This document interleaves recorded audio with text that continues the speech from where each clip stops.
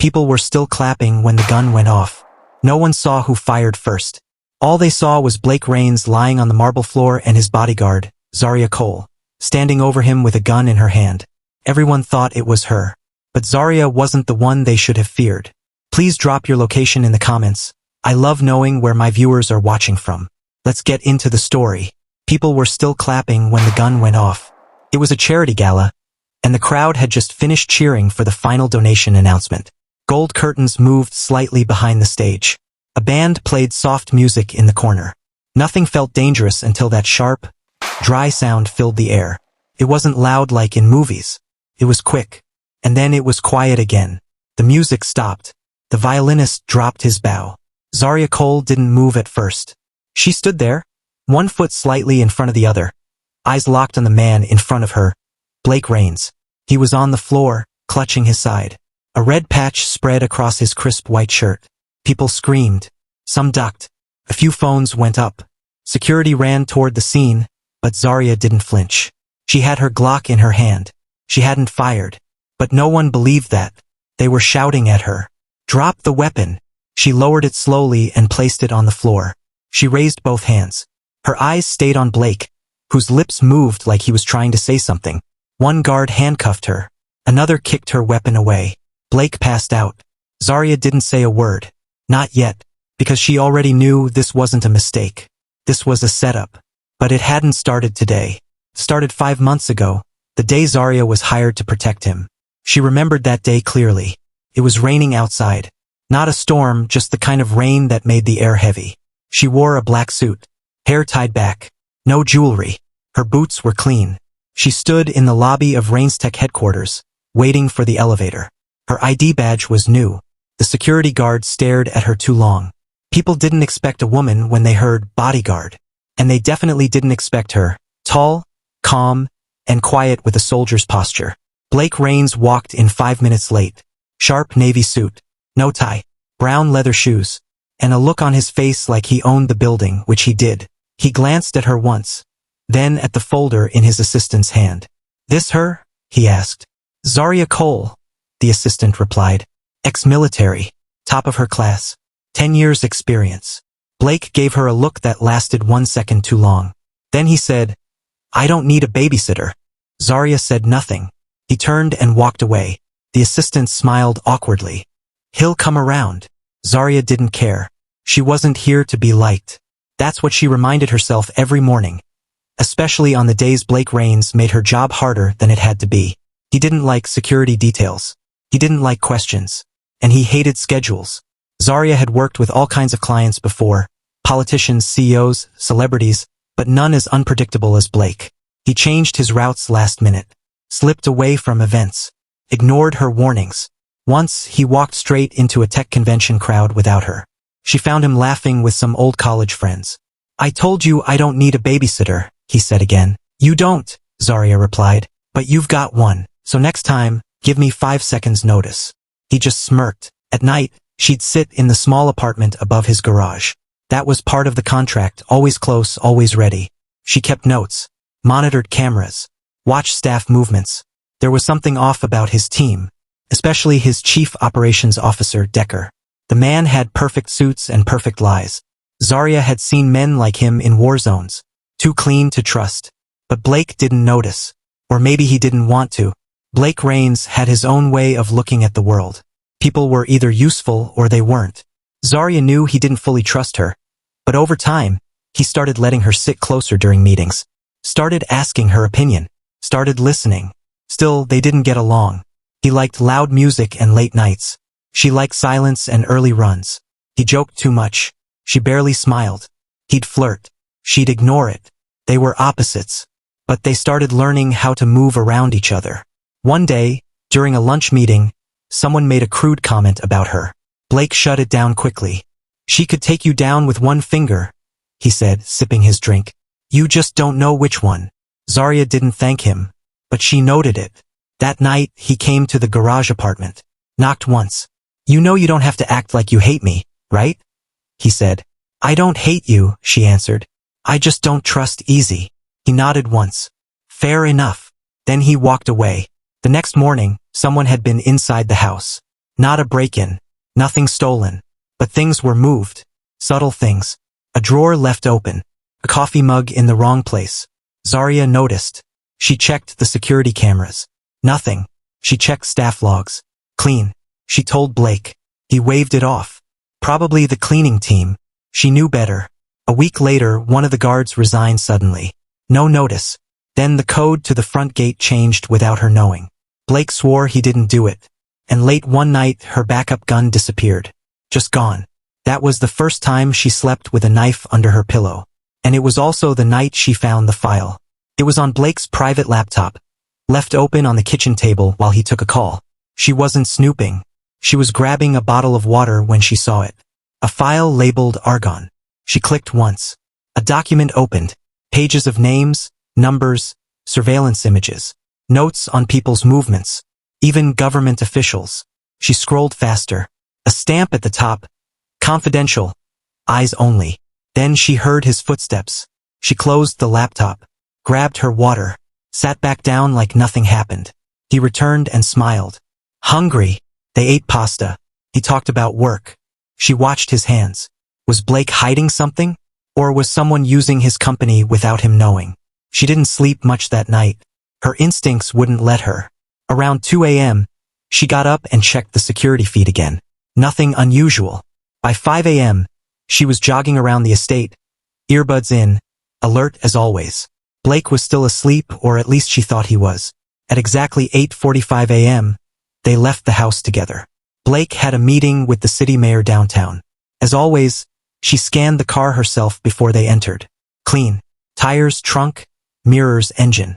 Nothing stood out. They used the black SUV. Tinted windows. Armored frame. The route was clear until they reached the second red light on Lincoln Drive. That's when it happened. The front of the car lifted off the ground for a split second. Then the glass shattered. A loud, heavy blast tore through the air.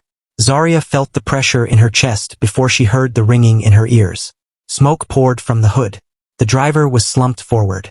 She checked Blake. He was alive but bleeding from the temple. She unbuckled, pulled him out through the back door, and dragged him across the pavement behind a nearby concrete barrier. Cars screamed past. People shouted. Sirens in the distance. She stayed low, weapon drawn. She scanned for movement. No one was approaching. But this wasn't random. This was a warning. Not just to Blake. To her. They were sending her a message. She sat by Blake's hospital bed that night, eyes fixed on the beeping monitor. His head was bandaged, but the doctors said it was only a mild concussion. He'd be fine, at least physically. He kept asking, who would do this? But Zaria didn't answer. Not because she didn't know, but because she wasn't sure how deep it went. Back in her room, she opened a drawer and pulled out a photo. It was old, faded. 2 teenagers in uniform. 1 boy, 1 girl. Both smiling. Her brother, Malik. He had enlisted before her. Always said the world needed more protectors. He died in a mission that went bad. She was supposed to back him up, but they'd reassigned her last minute. She never forgave herself. That was the last time she trusted the system. And now here she was again, protecting someone who didn't want protection. Fighting shadows she couldn't name yet. She tucked the photo back in. The next move had to be hers. She started digging. Every night after Blake went to sleep, she stayed up in front of her laptop, combing through staff records, financial logs, even security footage from months ago. That's when she saw her. A woman with long black hair and a red coat. She'd been in and out of the Rainstech building several times. Zaria hadn't seen her in person, but something about the woman's walk felt familiar. She cross-checked her face through recognition software. The name came up quickly. Sophia Devereaux, Blake's ex-fiancée, an ex-partner in the company. Before she sold her shares and disappeared 2 years ago, Zaria printed out the image and kept it in her pocket. Later that day, Sophia showed up at the mansion. No call, no warning. She just walked through the gates like she still had the right. Blake looked surprised. Zaria stepped in between them without thinking. Sophia smiled at her. Not kindly. You still like your women quiet and armed, Blake? She said. Zaria didn't flinch. Sophia turned her eyes on her. We've met before, haven't we? Zaria stared back. I don't think so, but she had. Years ago, in Dubai, a weapons deal that went sideways. Zaria had chased a runner through a hotel ballroom. Sophia had been the runner. That meant she wasn't just an ex. She was dangerous, and possibly working with whoever wanted Blake gone. Zaria couldn't say anything right away. Blake still trusted her, still smiled like nothing had changed. But everything had. She followed Sophia's movements for the next 2 days. She had a room at a downtown hotel. Room 1103. 3rd floor. Always left at 7 a.m., returned after 10 p.m. On the 3rd night, Sophia left her laptop bag on the bed and stepped out to take a call in the hallway. Zaria moved quickly. It took her less than 2 minutes to break into the room. She didn't touch the laptop, just scanned it with her phone, copied the visible files, left everything the way she found it. Back at her apartment, she opened the scan. Dozens of images, maps, lists, money transfers, and something else, a string of numbers that repeated in every document. 39.98815 degrees north, 116.3060 degrees east. Coordinates: Beijing. But why would Blake's ex be involved in something that traced back to a foreign location? Unless he wasn't the target. Zaria remembered the file she saw weeks ago on Blake's laptop. Project Argon. At the time, she didn't understand it fully. Now, the pieces started forming a pattern. She went back into the surveillance system and pulled up everything tied to Argon. A private server showed it had been active for months, tracking faces, voices, even biometric data from Blake's meetings. But the server hadn't been accessed from Blake's computer. It had been accessed from Decker's. The same Decker who handled Blake's schedule. The same Decker who recommended new staff. The same Decker who had quietly expanded a part of the company called R&D Ops, but with no public record. Zaria pulled up the financial reports, hidden payments, transfers to unknown accounts, and a name that showed up too often to be a coincidence. Sophia Devereaux. They were working together, and it wasn't just surveillance. Argon was a weapon, not a gun, not a bomb, something more dangerous. Information, the kind that could ruin lives if leaked, the kind that people would kill to protect. She knew she had to tell Blake, but she didn't get the chance, because someone got to him first. At the gala, everything happened too fast. The shot, the screaming, and then the weight of silence. Zaria was standing right beside Blake when he fell. He clutched his side. Blood soaked through his shirt. Her own gun was already in her hand. She had drawn it the second she sensed movement behind the curtain, but she hadn't fired. That didn't matter. By the time security got to her, she was on one knee beside Blake, trying to stop the bleeding. She had dropped her gun on the floor and raised her hands, but the decision had already been made. 2 guards pushed her down. One shouted, "We have the shooter." "No," she said quietly. "I didn't." But they didn't want to hear it. They cuffed her, pulled her away. Cameras flashed. Someone shouted her name. She kept her head down. Blake passed out before he could say anything. No defense. No protest. She was taken out through the back, shoved into a car, and driven away. No rights read. No lawyer. No explanation. Only Decker's face waiting by the door as they pulled her past. But inside, her mind was already moving. They drove her in silence. No one said a word. Not even Decker, who rode in the front passenger seat like he was overseeing something routine. Zaria sat in the back of the unmarked car, looking out the window, counting streetlights, thinking of all the ways they could make this story believable. A disgruntled bodyguard, a hidden motive, a secret affair, whatever the public would eat up. They didn't take her to a station. They brought her to a private holding unit in the basement of a federal building. No signs, no lawyers, no cameras. That told her everything she needed to know. This wasn't about justice. It was about removing her from the picture before she could open her mouth. The cell was bare. A bench, a sink, a locked door with no handle inside. She waited. Hours passed. No one came. Then, sometime after midnight, a tray of food was pushed through the slot in the door. She almost ignored it, until she noticed a thin white card beneath the plate. She slid it out. It was blank on one side. On the back was a set of numbers, just like the coordinates she'd seen in Sophia's files. Another message. Someone was helping her, or playing with her. She memorized the numbers and tucked the card into her shoe. At dawn, a loud bang woke her up. Smoke filled the hallway. Alarms. Scrambling voices. The lock clicked open. No one was standing there. She stepped out slowly, unsure if it was a trap. The corridor was empty. She ran. Through 2 doors, up a stairwell. By the time she got outside, the sky was still dark. Early morning. Fog in the air. A delivery truck parked a few feet away. The back was open. Empty. She climbed in. Laid flat. The driver returned 10 minutes later and drove off. Never checked. And just like that, she was gone. A fugitive. But free. Now she had to finish what she started. Zaria knew she couldn't go back to her old apartment or call anyone from Blake's staff. Every inch of her movement was probably being watched. She needed somewhere quiet. Somewhere no one would look. She went to a place no one knew about. An abandoned warehouse outside the city, once owned by her late uncle. She had used it for training years ago. Inside were mats, empty crates, and a few locked containers that still held gear. Clothes, burner phones, fake IDs, and a laptop that didn't connect to any cloud. She slept on the floor the first night.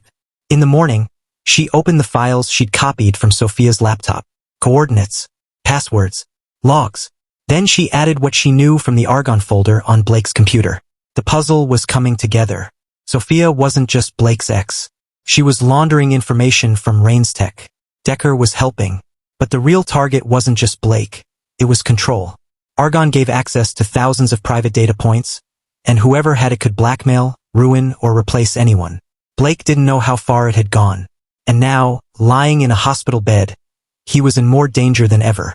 Zaria pulled on a hoodie, tucked the laptop into a bag, and headed for the one place that still had eyes on the building. An old contact from her military days. She needed confirmation. What she got was worse. Her friend showed her live security feeds from Rain's Tech's internal servers. One showed Decker sitting at Blake's bedside, smiling, talking to hospital staff, holding his phone to Blake's ear. Another showed Sophia in the R&D lab, using Blake's security code to access the Argon mainframe. They were cleaning up, and Zaria had to stop them. She returned to the city the next morning, disguised in a courier uniform. No one noticed her enter the parking garage at Rain's Tech. She had timed the cameras and memorized the blind spots. Her plan was simple. Get in. Get the full confession. Get out. She slipped into the sublevel through an old side access door. Years ago, it had been used for emergency fire drills. Now it was forgotten. She moved slowly. Her heart wasn't racing, her mind was sharp, focused. On the third floor, she reached the control room. Inside, two techs were chatting. She disabled the security loop in 30 seconds and replaced it with a feed from the night before. Now, whatever she did wouldn't be seen in real time. She went to the main server room, slipped in quietly, plugged her laptop into the master terminal. It pulled the last 48 hours of hidden camera footage. One folder was labeled Clean Sweep. She opened it, and there it was. Decker's voice, clear, calm, confessing to everything. The moment she's out of the picture, we activate the rest of the protocol. Argon moves offshore. Blake resigns quietly. No media attention. We spin it. We own the story. Sophia's voice. What if she talks? Decker. She won't. Zaria hit download. But the system pinged an alert. She was detected. Footsteps echoed in the hallway. She grabbed the laptop and ran. Alarms started to sound. She ducked through an emergency stairwell, took it down to the ground floor, and exited through the underground parking lot. She didn't head to the police. She knew better. Instead, she drove to a private newsroom that owed her a favor. The reporter there had once been protected by Zaria during a Warzone assignment. He let her in without questions. They uploaded the video. Within the hour, it was everywhere. Decker's voice. Sophia's plan. Everything exposed. Social media exploded. News channels aired it live. Legal teams rushed to distance the company from Decker and Sophia. The board suspended both. Arrest warrants were issued. And Blake? He saw it all from his hospital bed. His nurse told him Zaria was alive. He didn't say anything for a long time. Then he smiled. Not because it was over, but because now it could begin. Zaria didn't return to the mansion. She didn't need to. She set up her own agency instead, quietly, without fanfare. A private security firm that trained and employed women from backgrounds like hers. Former soldiers, survivors, fighters who knew what it meant to be underestimated. She called it Iron Loop, a nod to the cycle she had broken. Within 6 months, they had contracts with 3 NGOs, 2 corporate executives, and 1 international journalist. Her work was steady. Her name was clean. But most of all, she was in control. She still watched the news sometimes. Blake had stepped down as CEO. He still owned shares, but a new leadership team had been appointed. He was doing interviews now, talking about ethical tech, transparency, and rebuilding trust. He never mentioned her, and she liked it that way, until one afternoon he showed up at the Iron Loop office. He was standing outside the glass doors in a white shirt and dark jeans. No guards, no driver, just him. Zaria looked up from her desk. She didn't move at first. He waited. She walked to the door and opened it. They stared at each other for a second. He spoke first. "I figured it's time I said thank you." She raised an eyebrow. "You almost died." "Yeah," he said. "But you didn't let me." They sat at the small bench outside. People passed by, but no one stopped them. "I'm not here to mess up your new life," he said. "I just wanted to see you and make sure you're okay." "I'm okay," she said. He nodded, then stood. "I'll leave you to it." But before he turned, she said, "Blake." He looked back. "If you ever need a bodyguard again." She paused. "I know where to find you?" She smiled slightly. "No, you don't." And then she walked back inside. Later that night, she went through an old box she hadn't opened in years. Inside were medals, photos, letters from the field. She found one envelope that had never been opened. Her brother's handwriting. She sat down and held it for a long time before opening it. It was short. "See, I know you're probably mad you couldn't come on this mission. But I'm not. You always take on the weight. This time I'll carry it for both of us. You were always meant for something bigger. Not just fighting, but protecting. Keep doing that, no matter what. M." She read it twice. Then she folded it and placed it back in the box. Outside, the city moved slowly. A warm breeze drifted through the open window. Someone downstairs was laughing. Life went on. Zaria sat on the edge of the couch. Not armed. Not running. Not hiding. She had walked through betrayal, fire, and fear. But she had come out steady and free.